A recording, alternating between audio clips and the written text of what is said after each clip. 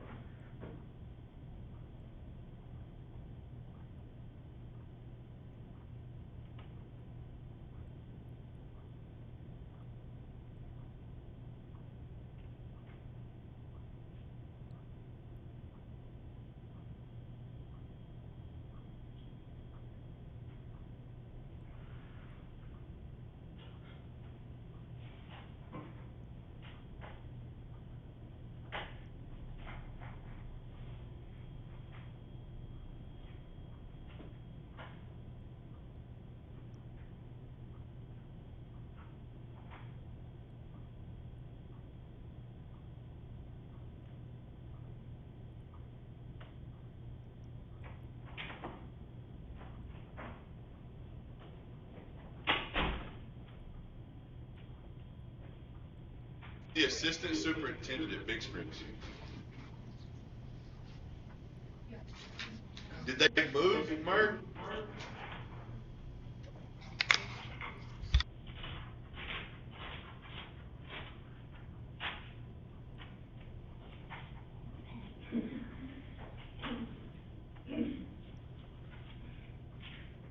So I open up the notes and readings, and like the first thing I see is pissed off. I'm like, what? Wait, what? So I open this up, and like the first thing I see is pissed off. I'm like, what? We love that. I haven't. No.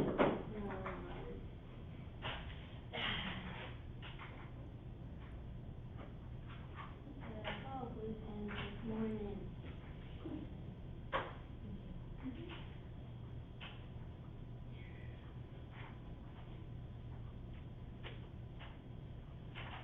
It's so freaking cold in here. It's literally like 40 degrees outside. And it's like 30 in here. It's cold in my last class, like freezing.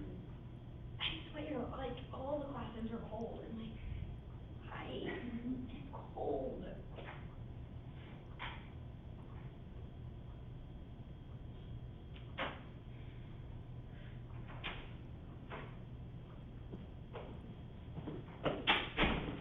That bad? Got your head covered up? It's freezing in here. Want me to turn the heat up? Yes. It is cold We in can do here. that. It's 67 degrees in there. Well, I don't know who the loony is that turns it down so low, but It's literally like 40 degrees outside. Why is it so cold in here? it's not cool outside. I did come in. It was 53, okay, to be exact. That's Still what cold. you mean, that's somewhat inaccurate. Well, my car is pretty fancy, so.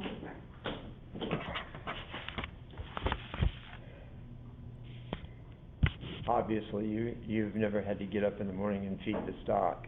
Oh, I have. You have? Mhm. Okay. Yeah. Why are we missing somebody? Oh, I know what's gone wrong. Post has our camera aimed in the wrong direction. Earth calling Post. I feel like they Fix have your those camera. on, too. Not the only one. Oh, wow, yeah, Hell Center's got a whole bunch of hoodie people in the front row there. Hoodies are comfortable. Takes it off. Hey, look, I have them in this room too, guys, don't feel bad. You wear your hoodie. You wear your hoodie if you're cold, It's as long as you can hear. freezing. Okay, you're not even on the camera. Wow. Earth calling post, post, fix your camera.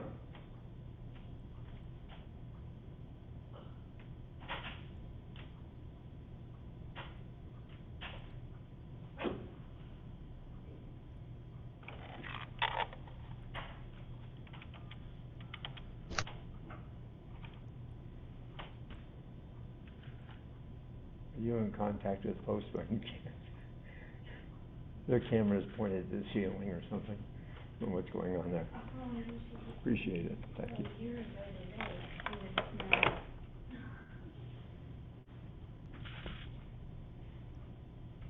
Who had snow We did a year ago. a year ago? Well, must be global warming or whatever.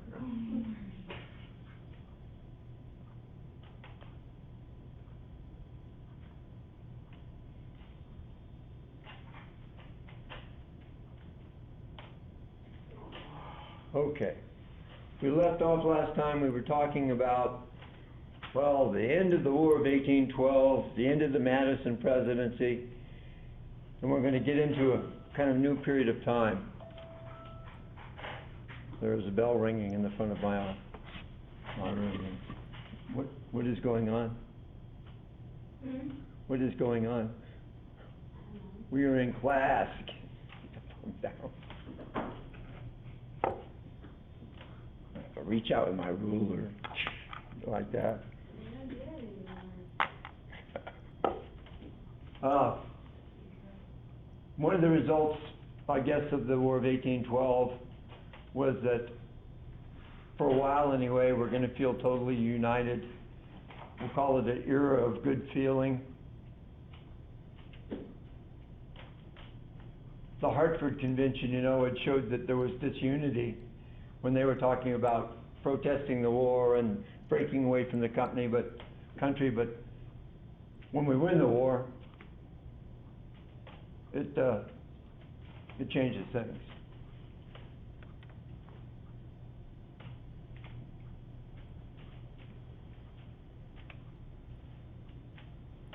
Federalists and Republicans also seem to change roles, and we talked about some of the things that Madison did. He backed a strong military.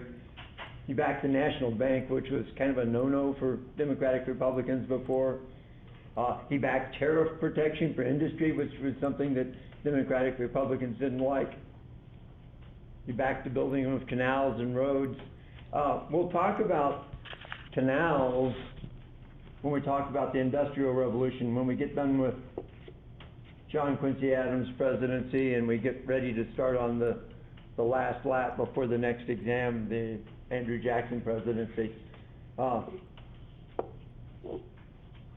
But for our purposes now, the two kinds of transportation we had was road and canal. We didn't have railroads yet. We're going to have railroads pretty soon, but we didn't yet. And canals were actually a really, really fast way to move cargo, and it didn't get bumped around or anything like that, so it also made it a safer way to move cargo. And so canals were a big deal. All over Europe there were canals. England, they still have canals now. They don't use them as much because the railroads surpass them and railroads are cheaper to build. But canals were a big thing, and we were kind of just getting into it. A little bit expensive to build, though. One of the things we did pretty early on, before Madison went out of office, and I don't think I mentioned it, but we made another visit over to the Barbary Pirates. And this time we were feeling a little bit more, a little bit stronger as a nation, having just chased the British off. And we're going to send a punitive expedition over to Algiers. That was another one of those cities. We'd kind of settled Tripoli's problems. Algiers is another of the cities, and the Dey of Algiers. There's different names for the people that run these places. Sometimes they call them the Pasha, sometimes they call them the Bey, B-E-Y, and sometimes they call them the Dey. And that's usually, the different names are our fault, not their fault. We didn't know what to call them. And Dey and Bey are the same thing. It's just they came from over in where Turkey is now, when they divided that big area up into little pieces, the princes that ran the different principalities were called beys, B-E-R. So we're gonna go back over there. This time we're gonna send 3 frigates over there, 3 sloops of war, 3 brigs, and 2 schooners. That's kind of a fleet for that day and age. 1 44-gun frigate, 1 36-gun, 1 38. And basically, we're gonna bombard Algiers until the day decides that he suddenly gets religion, or whatever you want to say, and decides to buckle under and agree that he's going to sign a treaty with us, agreeing not to interfere with our shipping. It's funny because in a way we become a world leader here, because as soon as we did that, the British had been paying money to this guy to allow the ships go by all the time.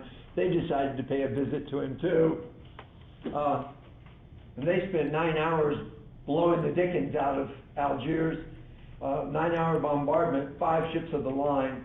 Those are big 70-gun ships, some frigates, and also the Dutch came along for the ride. And so they kind of showed Algiers who's who, and I think piracy kind of died out at that point. So we'd had several problems with the Barbary pirates, but they're over with.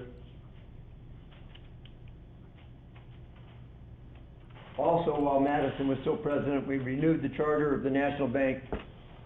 Think about I don't usually say you've got to remember this date, but just keep in mind, it's a 20-year charter now. It's a new charter.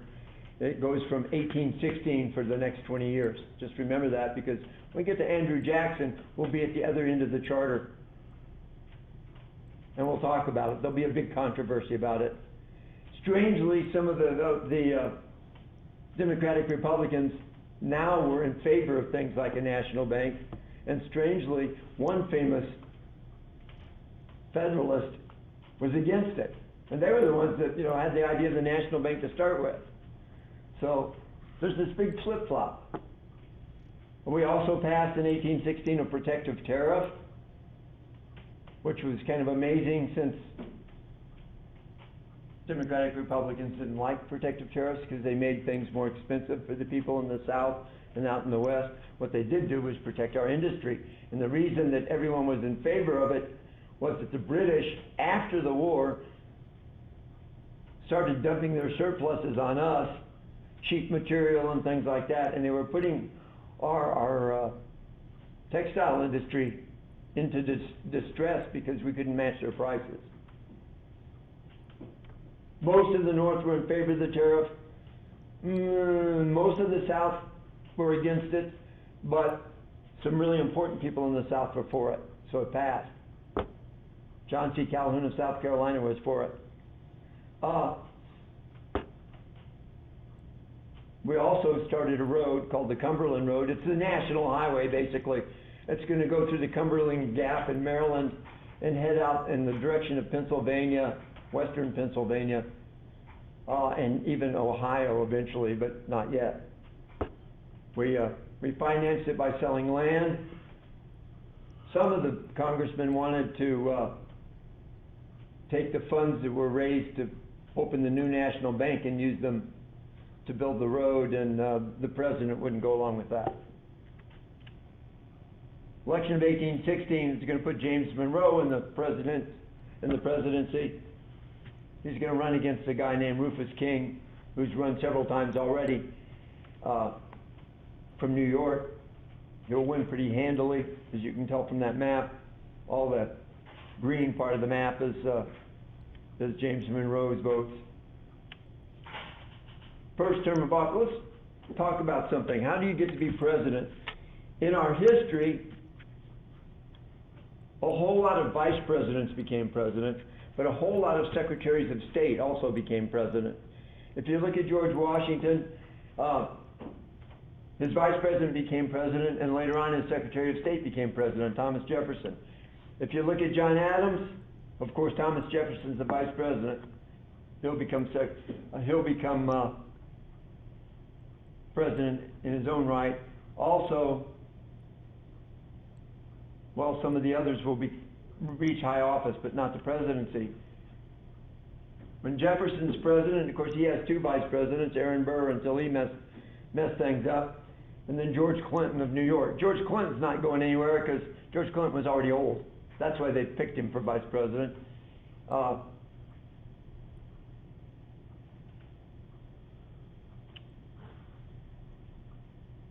Let's look at James Madison's people. George Clinton, he's still vice president. That's one of the only two men, we'll talk about the other one pretty soon, only two men ever served as vice president under two different presidents. James Monroe, who served for a while as Secretary of State and also Secretary of War. Of course, he's going to be the next president. Just showing you how people move up that way. They don't just come out of nowhere for most of the time.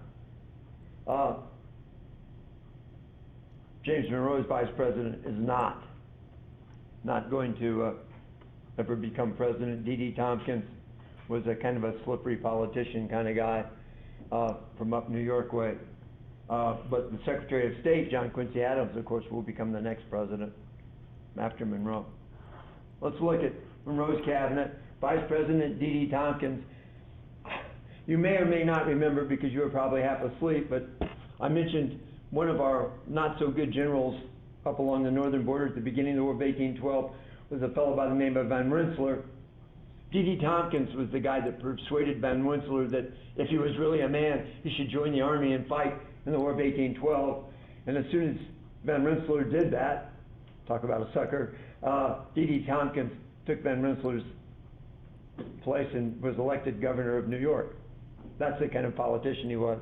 John Quincy Adams, very important Secretary of State here under Monroe. John C. Calhoun, it's good to remember because we'll talk about him a lot all the way through Andrew Jackson's presidency. He's a future vice president. He's the Secretary of War. And a fellow from Georgia by the name of William Crawford, very, very much like the old traditional Democratic Republican, wanted small government, believed in states' rights, and that sort of thing.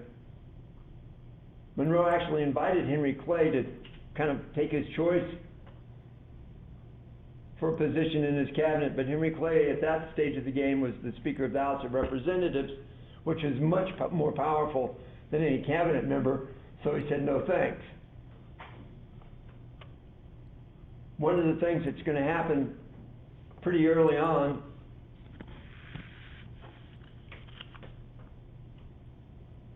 in the presidency was something that we'll call the Seminole Wars. The Seminoles were actually a mixture of some Indians and some escaped slaves and other people. The word Seminole is a word that was constructed by the Spanish, and it means something like that in old Spanish. And someone down south was paying the Seminoles to cross into American territory and cause trouble. And the someone down south was probably the British. In fact, before the Battle of New Orleans, Andrew Jackson actually detected that the British were down there. The Spanish, in theory, were supposed to be neutral during the War of 1812. But Andrew Jackson discovered that the Spanish cut a deal with the British, and they were allowing the British to send agents into that area to excite the Indians to cause trouble for us along our southern border. Now we're up to 1818. Andrew Jackson is the governor of Louisiana. He's in charge of the city of New Orleans and the area immediately around there. And he's itching to go down and spank the Spanish for misbehaving. And we're still having trouble with the Seminoles. And he tells the president, he tells the cabinet, just give the word and I'll go down there. I'll take all of Florida and everything if you want. And the cabinet says, we don't want war with Spain. But the Indian trouble is so great that there is pressure to deal with that. So eventually President Monroe gives Jackson permission. He can follow the Indians in hot pursuit across the border. But don't mess with the Spaniards. We don't want a war with Spain. Now, here comes a controversy that we'll talk about when we talk about Jackson. According to Jackson, he privately communicated with President Monroe and said, just give me the word. If you don't want to take the political flack for me doing it, just say I did it by myself.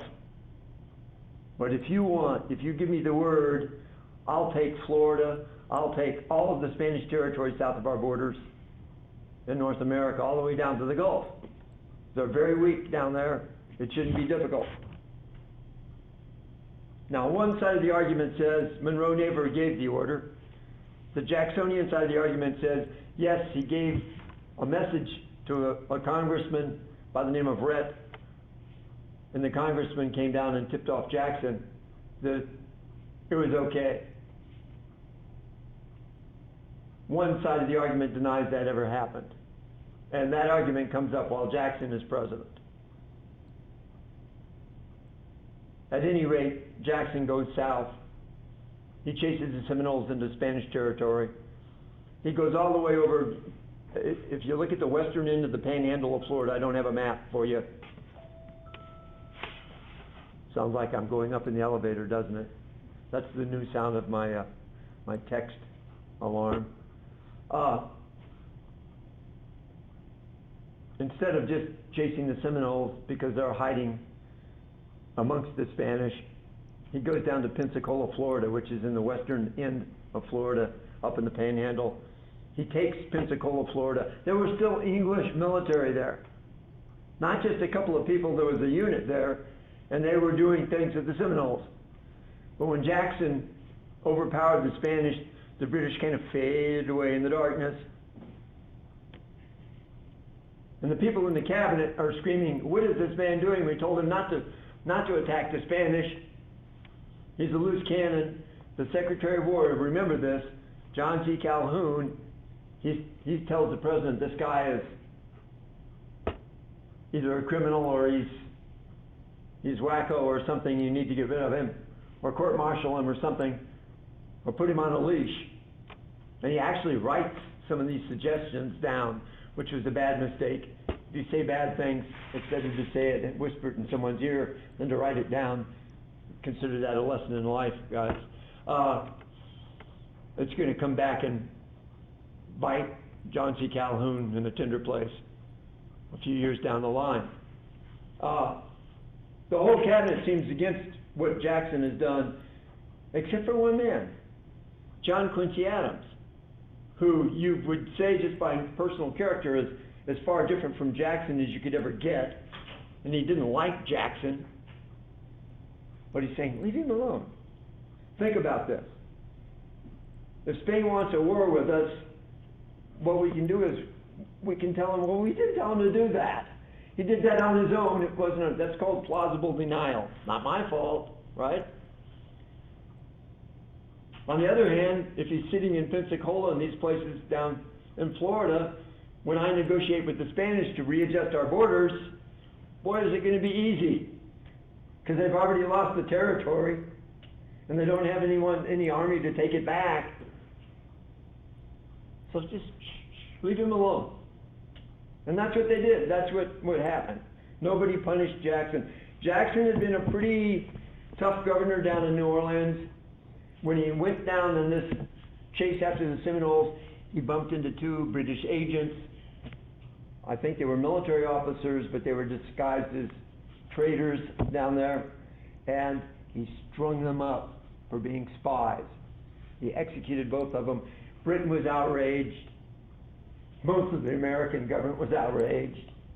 No one did anything about it, though, because the penalty for being a spy was death.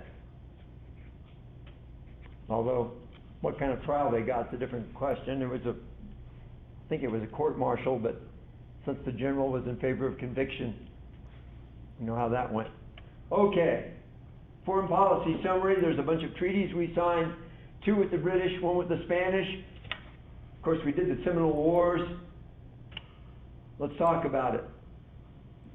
There's a fellow named Richard Rush. Now, President Monroe made John Quincy Adams his Secretary of State, but Quincy Adams was over in St. Petersburg, Russia, It's gonna take them a while to get back to America, and for the time being, a fellow named Richard Rush will be the senior guy in the State Department. He reaches an agreement with the British representative in Washington that we call the Rush-Bagot Agreement, and it was all about the Great Lakes. The British were very sensitive because we'd whipped them up in the Great Lakes during the War of 1812, and they didn't want warships up there since they didn't have any up there. We were the only ones. So we agreed with them. Okay, that's fair enough. We don't need warships on the Great Lakes, and we signed the Rush-Bagot Agreement, and it was ratified by the Senate, and basically that rule is still in effect. No warships are allowed on the Great Lakes. In fact, evidence of that, not too long ago, maybe about 10 years ago, our drug enforcement agency wanted to put boats on the Great Lakes and try and catch drug smugglers. And since the drug smugglers were all well armed, they wanted to put machine guns on the boats and things like that, and we had to reach an agreement with the Canadians to do it jointly because of the Rush-Bagot Agreement. So it's still in effect, pretty much so anyway.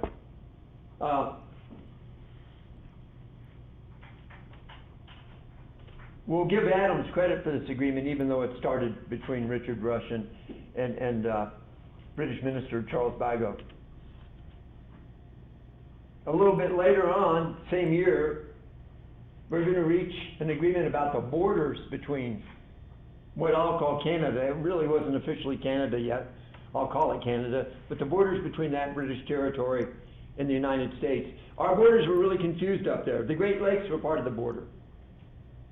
But on the other side, on the east side of the Great Lakes and on the west side, it was kind of whoever's living there. So the border was very jagged. It was difficult to tell whose country you were in.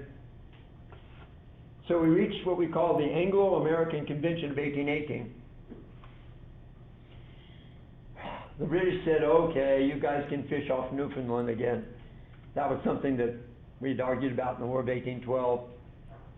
But they set a boundary between British North America, otherwise known as Canada, and the United States along the line from the northwestern point of the Lake of the Woods, which is kind of the western end of the Great Lakes, along the 49th parallel, 49 degrees north, all the way to the Rockies. Why did it only go to the Rockies? Because the land to the west of the Rockies was disputed between three countries. What three countries would you imagine claim that land?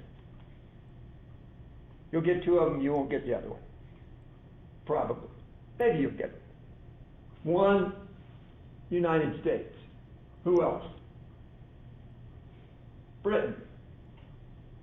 Okay, they had the big fur business out there. It was run by the Hudson Bay Company, even though it was far away from Hudson Bay. What other country, what third country would have a claim? A lot of people say Spain, but it wasn't Spain. Spain had their hands full further south than what we'll call California, to make it simple. It was Russia. Russia was actually very close to that part of the world. It's not very far from, say, from Alaska to Russia is almost a stone's throw. It's across the Bering Strait. So we didn't make that line along the 49th parallel. But remember, 49 degrees north. West was called Oregon country, by the way, and it went from about 42 degrees all the way up to 54 degrees 40 minutes, which is now way up in Alaska.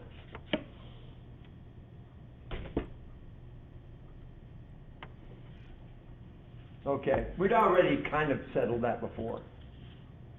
I think I've got a map somewhere down here. If you look at this map, it's kind of faint, but up at the top you see 49 degrees. Can you see the little dotted white lines there? They're really faint. But those little dotted white lines were where the border was until we straightened it out. So some Canadians suddenly discovered they're now Americans, and some Americans discovered if they don't move south, they're Canadians. But that was to simplify things. And that was a reasonable idea, and it showed we could negotiate things with the British if we tried, and if they tried.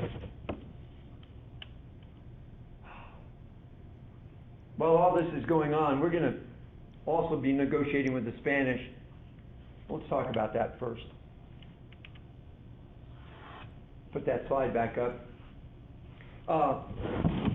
John Quincy Adams is going to get together with the Spanish Foreign Minister, Luis de Onís y González Varela, we'll just call him Onís, makes it easier, to settle our southern border. Aha! We're sitting in some of their territory, aren't we, while we're negotiating this? And the Spanish didn't have much of an army, and we just whipped the British, and the Spanish don't want to have to go to war with us. They're having problems with all their colonies down south anyway. They all want their independence. In fact, Mexico has already started its struggle for independence. So they're willing to make a deal. And the deal they make gives us all of Florida, all of the land from Florida all the way to the Sabine River in what is now Texas. It wasn't then. They draw a line north along the Sabine, more or less along the Sabine. They get up to the Red River, they go west a little bit. You don't need to remember the numbers, just remember it's like a stairway. It goes up to the Arkansas River, follows the Arkansas all the way up to its source, which now, I don't think then it was, but now is where Leadville, Colorado is. And from there it went due west along 42 degrees north. Remember that number. Because 49 degrees, that's the Canadian thing. 42 is how far Spain still claims along the west coast. That's called the Transcontinental Treaty, and that red line on the map is named after the two men that negotiated it, Secretary of State Adams and Foreign Minister Onís. It's called the Adams-Onís line. So, Transcontinental Treaty, Adams-Onís line. That makes it simple. We're going to have some other issues. Baldwin Rose in his,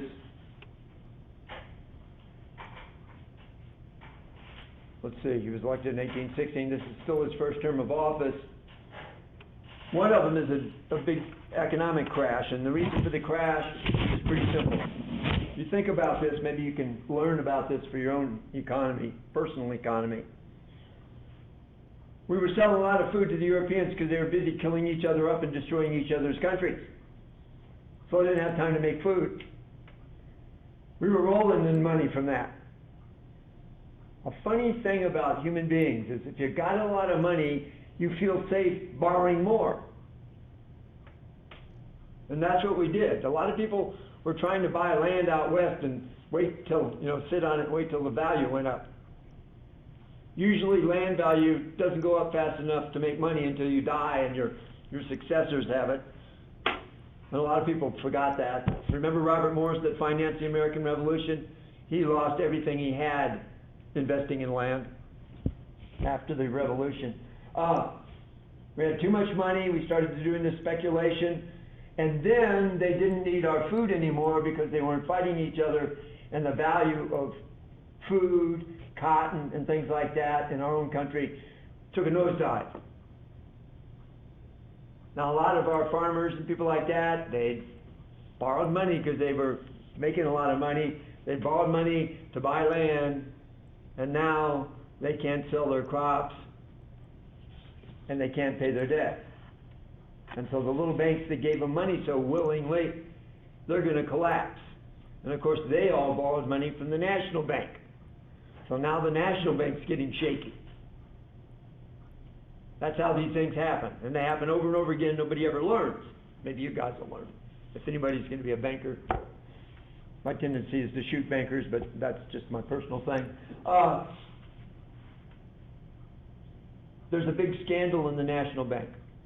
First of all, they're giving money away too easily. They're lending money out too easily. Second of all, there's some people in the National Bank that seem to be putting a little bit of the National Bank's money in their pockets. So the president's going to fire the president of the National Bank, and he's going to call on Langdon Cheves, who he got to know during the War of 1812 because Langdon Cheves was one of the war hawks in Congress. And he says, can you clean this up? And Mr. Cheves says, well, I don't really want to, but I'll do it if you want. and he takes over the national bank. And the first thing he's going to do is he's going to make it a lot harder for people to borrow money from the national bank. The second thing he's going to do is weed out all the people he doesn't think are on the up and up and fire them. And then he's going to tell the national bank, before you lend money to any small bank, you must require that that small bank retain liquidity. What does that mean? If you're liquid, that means you've got cash. What do banks do? They hold people's money and lend it out to make money, to make interest on it. But what Langdon Cheves told them was, you can't lend out that much money. You have to keep some hard cash. I can't remember what percentage, but in between 6 and 10% of your money has to be in your vault, not out on speculation. And gradually the national bank gets solid again, and we work our way out of this crisis of 1819. Next thing that starts coming up in 1819, and won't be totally finished until 1821, is Missouri Territory. Now, we called everything, almost everything, out in the area that used to be Louisiana Purchase, the northern part of it, we called it all Missouri Territory. But one small piece of it, just on the west banks of the Mississippi, organized, did everything they were required to do, submitted their constitution, and asked to be admitted as a state. Then comes the nasty question. Are you going to allow slavery in your state? And the problem was that in our country, House of Representatives was pretty much anti-slavery because most of the people in the House of Representatives were from the northern states. By this time, New York State and the other states up there had more people in them than the southern states did. More voters, anyway. It was balanced in the Senate because every state has the same number of senators. Half pro-slavery, half against slavery. Neither side wanted the other side to get 2 more senators. The North was afraid that the senators would approve some bill to expand slavery. The South were afraid if the North had more senators, they'd get rid of slavery. So poor old Missouri's out there hanging. Hell, let us in. And Senator Clay of Kentucky comes forth with an idea. They'd already proposed, by the way, a fellow from New York, James Talmadge, had proposed, let's say all the new territories that come into the Union have to be non-slave, have to be free states. That passed in the House of Representatives, but the Senate blocked that. Henry Clay comes forward with, I've got an idea. The people up in Maine don't want to be part of Massachusetts. They want to enter the Union as a state. Why don't we let Maine and Missouri come in at the same time? We'll let Maine come in as a free state, Missouri can come in as a slave state. We still have balance. The Northerners weren't convinced that this didn't mean creeping slavery moving north. So he threw in one other feature. We will draw a line from east to west. Anyone above that line can't have slaves. Anyone below that line, it's up to them. The line was 36 degrees, 30 minutes, and you should remember that one. I don't throw many numbers at you. So now, just to confuse you, what? Between us and Canada, 49 degrees. Between us and the Spanish territory and California, 42 degrees. And between slave and non-slave, 36 degrees, 30 minutes. It's kind of strange, because look at Missouri on this map. Missouri's north of that line. I always wondered, well, why did you make the line south of Missouri if you were going to say no slaves afterwards? The compromise didn't include Missouri. Missouri's already a state. And at any rate, The argument was to get the Northerners to accept that the land north of that line is much more valuable than the land south of that line, so don't cry.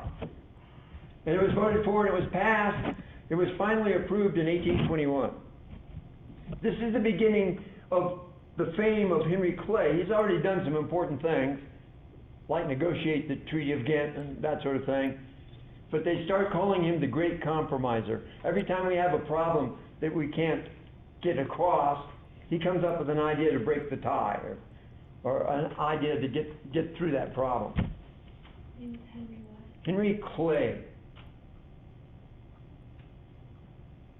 Many historians say that he was probably one of the 2 or 3 most significant senators in the history of the United States. He ran for president several times, didn't get there. Supreme Court is going into action all of this time. It's going to reassert itself. Old John Marshall's busy. There are a number of court cases. One of them is called Dartmouth College versus Woodward. Why do we care? For a couple of reasons. One, a really, really brilliant lawyer. He had personal flaws, but he was a brilliant lawyer by the name of Daniel Webster. I don't know if you've ever heard the story or been forced to read it in high school, The Devil and Daniel Webster. Did you have to read that? Where Daniel Webster beat the devil in a debate. It was good. He debated in front of the Supreme Court, and you don't get there unless you're good. In the case of Dartmouth College versus Woodward, Dartmouth College was a private institution. The state decided they wanted to make it a state institution. So they set up the State Board of Regents for the college and all that, told the chancellor of the college, now you have to report to the new board that we've set up. And the people in the college said, we don't want it to be a state institution, and you can't make us do that. But the state put great pressure on them, so it goes to the Supreme Court. And the Supreme Court says, private contracts are sacrosanct. Private contracts are just like things in the Bill of Rights. You have the right to have a contract, and no state has the right to make a law after that contract signed which voids the contract. That's called ex post facto. There's a general principle that you can't make a law forbidding something that's already happened and have that law extend into the past. You can make it for the future. That's different. In this case, Daniel Webster wins, Dartmouth College wins. Another case, this is about banks. McCulloch versus Maryland. Mr. McCulloch was the president of the National Bank branch in Maryland, I think in Baltimore. I'm not sure. The state of Maryland was having issues with banks in general, and they didn't like the National Bank either, so they imposed a tax. Now, they could tax all their banks, but the National Bank said, you can't tax us. We're a national institution. We're not a state institution. And so Maryland convicted the president of the U.S. National Bank in Maryland of tax evasion. This goes to court, and the Supreme Court's going to say 2 things. It's going to quote that necessary and proper clause. Section 1, or Article 1, Section 8 of the Constitution that says the Congress has power to make all laws necessary and proper for carrying into execution its duties under the Constitution. Remember the constructive interpretation of the Constitution. Okay. That's one thing the court says. The other thing it says, and in case you didn't understand that, the Constitution means that federal law trumps state law. You guys know what trumps mean? It's in a game, in card games, where you have the card that can kill all the other cards. Okay. I have to check on language sometimes because I use old people's language. So basically, states can't interfere with federal business. That comes from the Commerce Clause, which says things that are interstate are in the bailiwick of the federal government and not of the state. Did you know, for example, truckers, when they go to these inspection scales and all of that, they're forced to obey federal law. Their licenses, although the state may give the test, the licenses are federal examinations, not state, because it's interstate. Okay.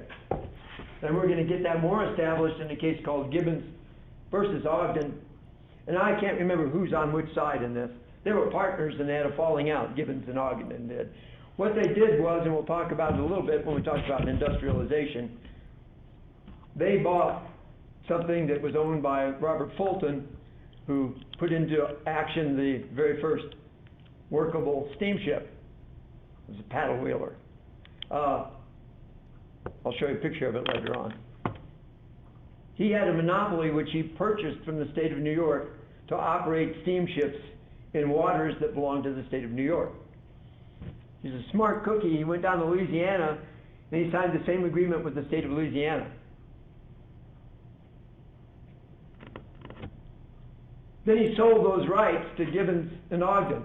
But Gibbons and Ogden split up, and one of them decided to set up his own separate company, and the other one sued him because he said, my company owns the rights, not your company, since you split away from us. But the one that wanted to split away had a federal license to operate all up and down the East Coast. This goes to court.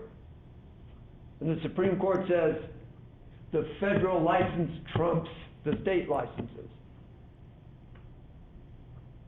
especially in terms of interstate transportation, straight out of the Commerce Clause. The federal government has the right to regulate commerce. Okay, so much for Monroe's first 4 years of adventure.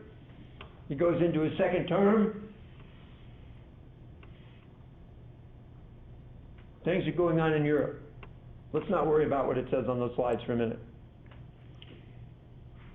Europe had had this horrendous war, the Napoleonic Wars, that lasted for years, almost 10 years.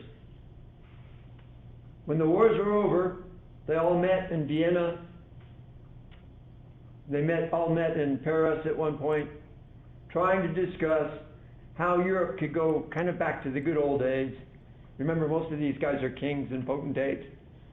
They want to go back to the good old days when kings were kings and everybody else, was in the dirt or whatever. They didn't want any new Napoleons. They didn't want any one country to get too powerful. So they start talking about the balance of power.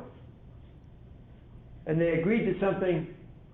Instead of having wars and all that, every so often we will get together and discuss our general problems. And they call that the Concert of Europe. And they meet different places. Spain, France, Austria, Prussia, Russia, and I don't have in there, but Britain was involved too, to some extent. But you have to remember your geography. Britain's on islands. It's not on the mainland of Europe. So sometimes they call the people in Europe those continentals, and the British are the British. But this agreement means that they're going back to the dynasties of the kings. They're all legit. They'll have a balance of power, and you will enjoy reciprocity. In other words, what one country can do, another country can do. And then one of the countries starts to fade. It's already fading in the 1818, 1819, 1820. Its empire starts to fall apart. The first big piece of the empire that crumbles away in 1821. What piece was that? What country am I talking about? Who lost their largest colony in 1821? Oh, habla español. Mexico. Mexico broke away from Spain in 1821 after about 10 years of on and off fighting. Pieces of the puzzle are going to start crumbling away all over South America. When we get to about 1830 something, Spain has nothing left except for Cuba, Puerto Rico, and the Philippines. And Cuba probably had more money than Spain did because Spain was broke. And their other friends in the Concert of Europe, They're good buddies, right? They're watching Spain fall apart and they're thinking, there's a vacuum over there. There's no one in control. Perhaps we can go over and help our Spanish friends out by taking over. And of course, the Americans were following this. John Quincy Adams is a smart cookie. He knew what was going on. He heard about it from his ambassadors. The English weren't happy because they weren't really, they were also interested in territory down there, but they weren't part of the continental European kind of leaning. And the British come to us and they suggest we're both in the same situation here. We don't want the continental Europeans to move over into South America and Central America and the Caribbean and take over. Take over the colonies that are Spain's losing. So why don't we combine our foreign policy efforts? Why don't we work with one single foreign policy? That sounds a little suspicious to you. It sounds a little suspicious to me. But our cabinet loved the idea because they really couldn't afford other wars and things like that. They didn't want to spend money on things like that. And Britain had lots of money and had a big navy and all that. Why don't we go along with the British and join together with their foreign policy? Except for our Secretary of State, your friend and mine, John Quincy Adams, who goes to them and says, listen to yourself talk. Think about this picture. Big warship, little rope, line they call it in the Navy, out behind the ship, right? Attached to a little boat. And wherever the ship sails, that little boat goes boing, boing, boing, boing along the water. Guess who's the big ship? Guess who's the little boat? Do you really want that sort of a relationship? Didn't we just get rid of that relationship? And seen in that light, President Monroe says, you have a point. Even John C. Calhoun says, yep, you got a point. So they agreed to say to the British, thanks, but no thanks.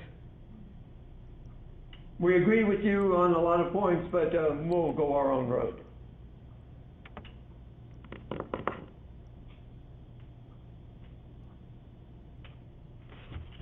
John Quincy Adams sits down and he writes a little thing, some suggestions to the president. And in 1823, when the president's making his annual speech before Congress, which we now call the State of the Union message, I don't think we called it that back then.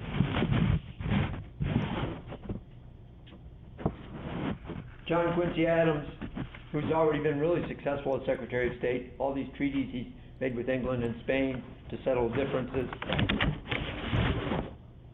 maps out something for the president. I would probably guess that he probably even wrote the speech, but I can't prove that. I don't think anyone's found a draft. But the president delivers a speech in which he announces something that you really need to remember. It's the Monroe Doctrine. And to this very day, people quote the Monroe Doctrine. If you wanted to really put it in a nutshell, it means the Americas for the Americans. Europe, stay out. And specifically, there were kind of 4 points. The first point was the American continents, and he's talking about North and South and Central and the whole thing. American continents. In the American continents, there should be no new European colonies. Colonization's over with. The second point he makes is, we also don't need the European political system in the Americas. Third point he makes, he says, in exchange for recognition of that, we agree we won't interfere with existing colonies. We're not going to go around liberating colonies. We just don't want any new ones. And of course, we won't interfere with European politics because we have our own politics to worry about. Those are the 4 points. There's nothing in there that's aggressive. There's nothing in there that, other than, we don't need you over here. What do you know about who's the audience? We're out of time, guys. Who's the audience of a State of the Union message? I mean, he's addressing, right, both houses of Congress, the Supreme Court's there, the military's there. But in fact, American State of the Union messages address the entire world, and the entire world listens, even back then. So this was a message to the Europeans. Don't mess around with the Americas. We'll pick up, we'll get John Quincy Adams elected next time around. Get caught up in your homework, get your quizzes done, read your notes and reading. Pay attention Your to that conference is little scheduled to end advice in I 2 give minutes. you on writing your analytical essay. You read it yet?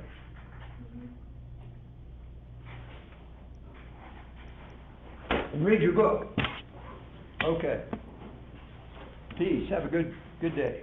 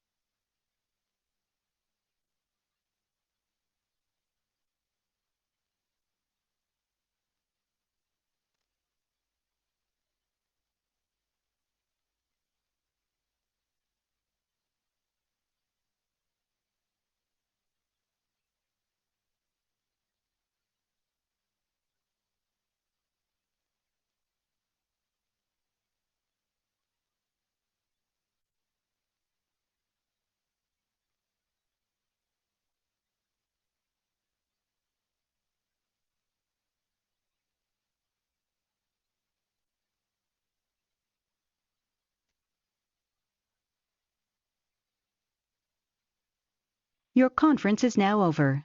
Goodbye.